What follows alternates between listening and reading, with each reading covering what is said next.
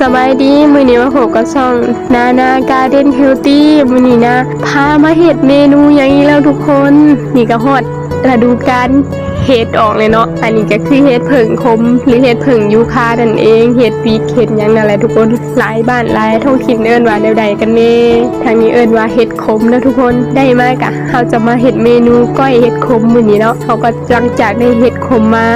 ล้างทำความสะอาดแล้วเรียบร้อยผ่านการต้มมาเฮาก็จะมาใส่หมักพริกผงใส่ข้าวคั่วหัวหอมแข็งหอมแดงปลาแดกแป้งนัวแล้วก็น้ำปลาแล้วก็ใส่สมใส่ยังลงเนาะทุกคนหลังจากนั้นก็คนๆให้มันเข้ากันเลยทุกคนเห็นแล้วว่าทุกคนเป็นตะกินแห้งอีหลีพากไปน้ำลายแตะไปเลยนี่กันเนาะหลังจากข้างคนเข้ากันจนแบบว่าเข้ากันดีแล้วกันเนาะทุกคนแล้วก็ลงตักชิมเบิ้งถามมันแซ่บแล้วก็เม่นยอดใส่จานได้เลยทุกคนบ่พออย่างอีกอันนี้ก็เฮาเบิ่งแล้วมันบ่เผ็ดค่ะก็เลยตื่มเอาเผ็ดลงไปอีกหน่อยนึง